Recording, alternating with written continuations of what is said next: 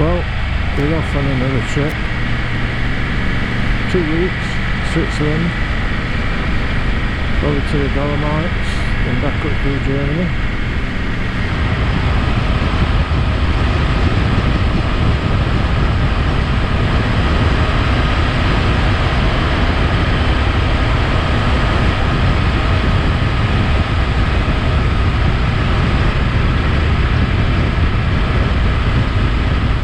As if that hour and a half for motorway never happened. That's no, that bird. Here we are, coming into the Port of Hull. There's the boat. Looking a bit rusty now. Oh, Rotterdam, we got the Dutch one.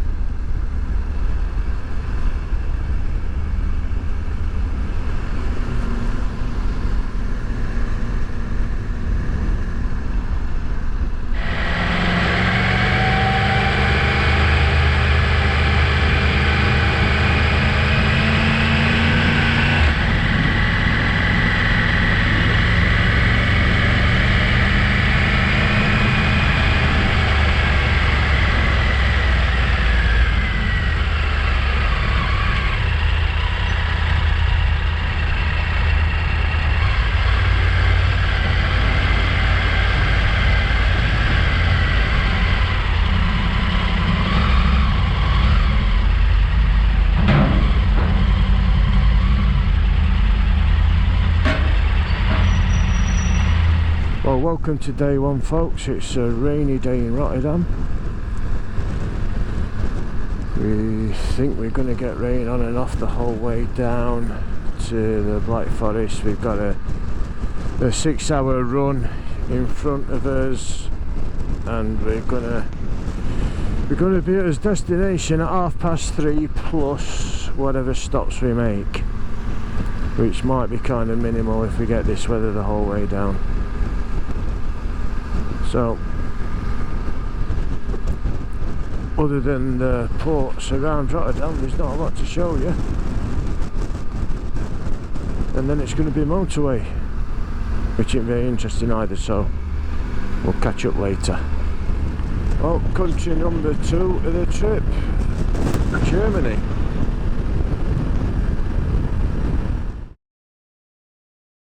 So, apologies for the voiceover.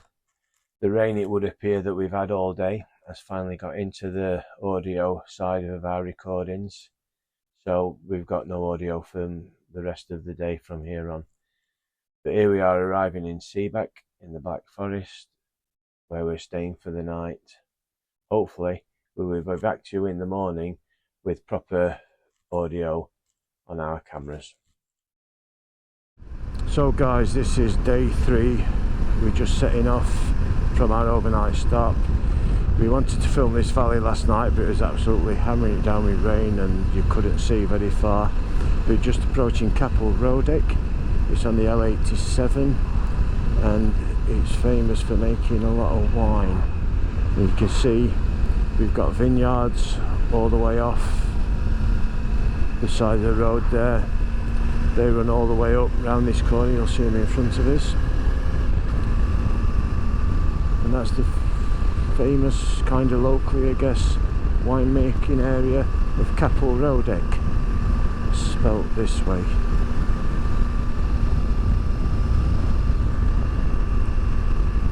So we're now coming into the village of Seebeck.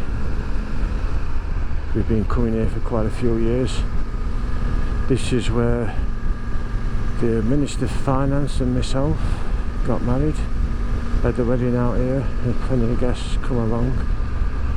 Nice little village, and just coming up the white building coming up on the left with the tourist information sign outside. Just here is where we got married.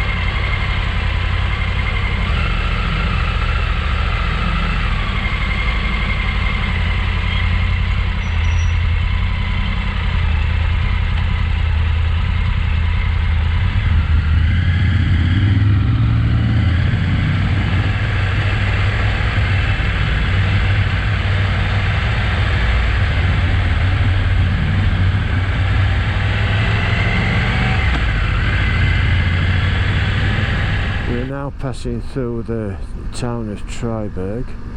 It's kind of like the cuckoo clock capital of the Black Forest. There's like some really big touristy sort of cuckoo clocks on the main road, but in the village here there's a few normal shops.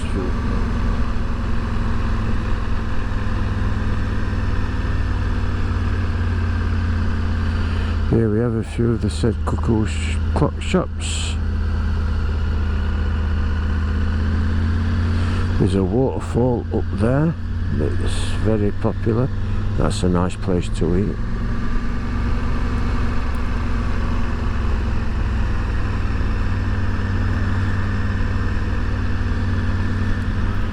Well guys, this is entering into Switzerland.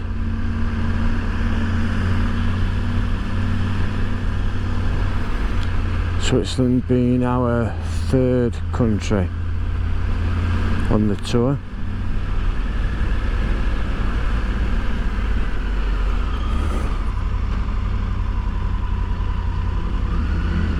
Are we straight through? We're straight through.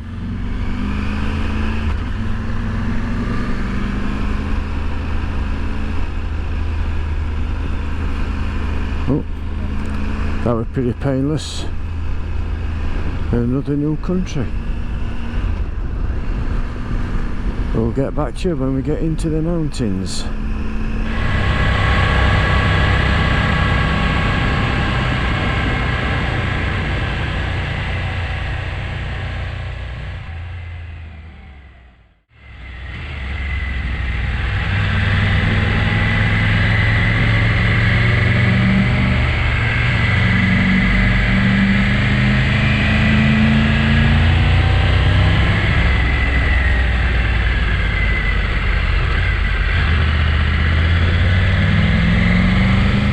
This is our digs just here.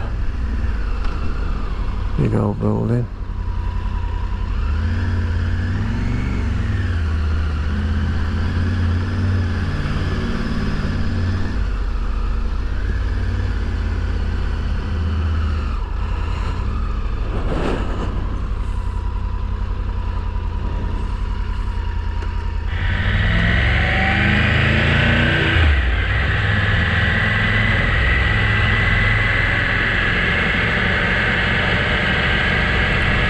Morning folks, Bay 4, we're just leaving December.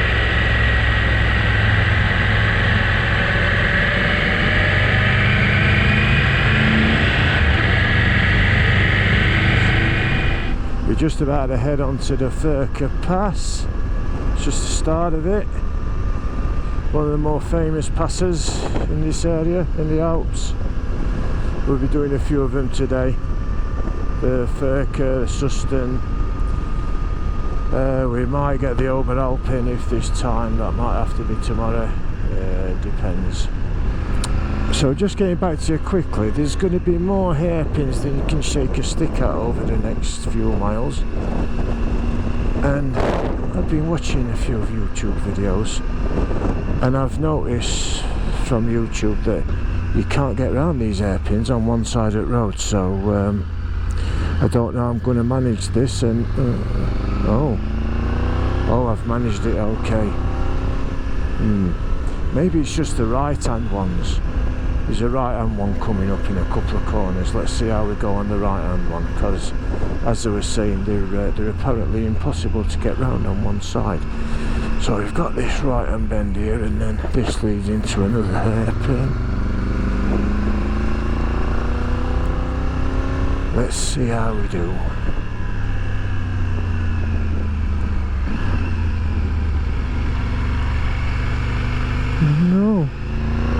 No, made it. Must be wrong kind of hairpins.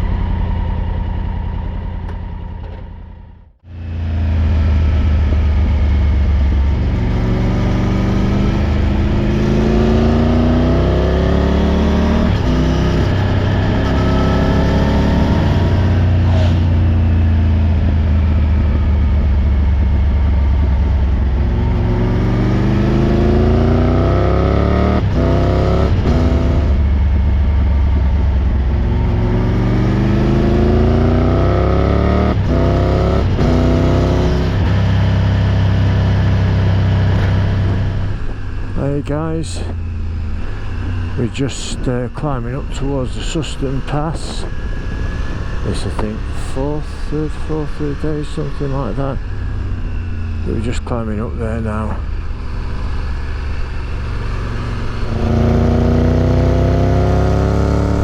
Well, I would strongly suggest those people that think we have good biking roads in the UK, come and have a look at this.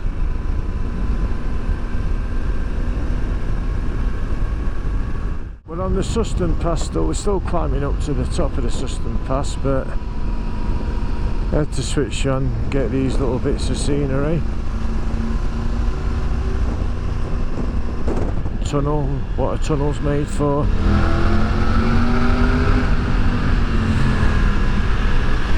Sound effects.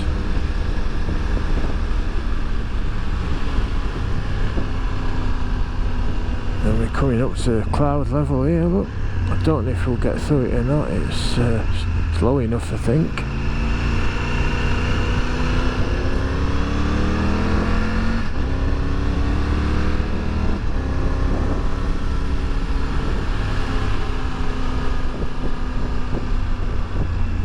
Brilliant scenery.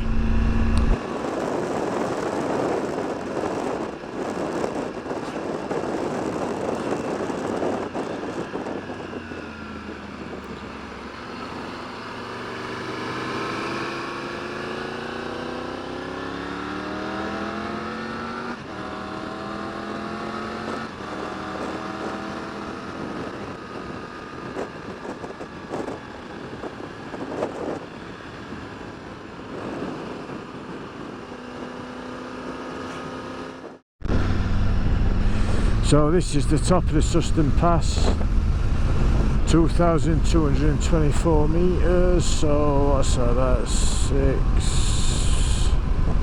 6,500 feet or something like that. So, and coming out of the tunnel, you get the big reveal.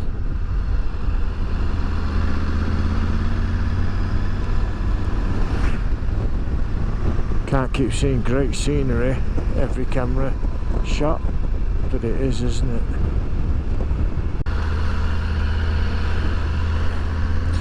Right guys, we're just coming into Grossglockner. This is where we're stopping, and we happened really quick on our hotel last night, so we didn't really get a chance to show you where it was. So